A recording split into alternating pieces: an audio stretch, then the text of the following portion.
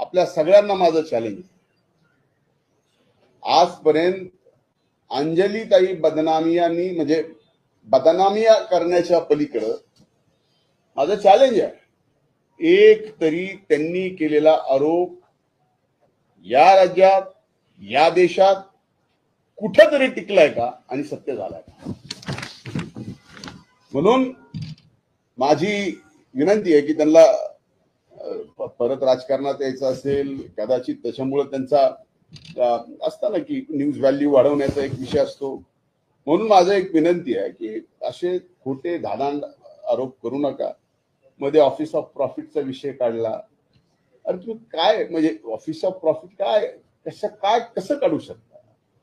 जी thermal power स्टेशननी कोळसा वापरून जी घाण केलेली आहे, जी घाण थर्मल पॉवर स्टेशननी पैसे देऊन काढावं असं सुप्रीम कोर्टाने ऑर्डर केलेलं आहे.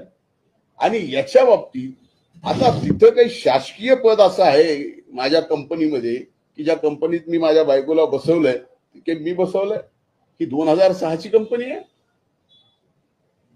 आज तिथं त्या राखेमुळं एक सिमेंट इंडस्ट्री आली आहे, रोजगार आला.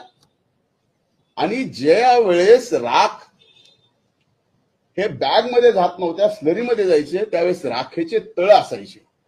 आता आमच्याकडे अशी 2-4 तळे आहेत. ही तळे साफ करायला नको, कारण ज्या वेळेस तुम्ही मे महिन्यात याल, एप्रिल महिन्यात याल, वादळात याल, त्यावेळेस आमचा अख्खं पर्यायी परिसर धुळीत दिसतो, त्या राखेत दिसतो.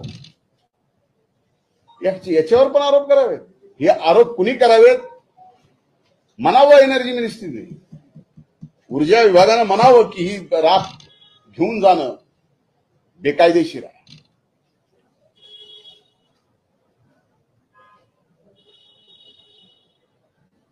याचा अर्थ आम्ही शांत बसलो असं कुणीही समजू नका की आम्हाला बोलता येत नाही किंवा आमच्याकडे काहीच नाही.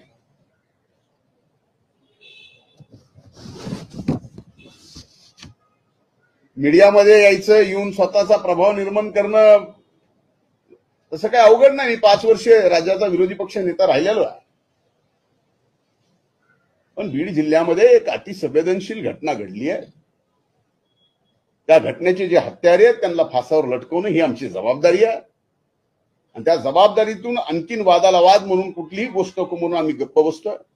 पण एक विषय शांत झाला की दुसरा विषय शांत झाला की तिसरा विषय.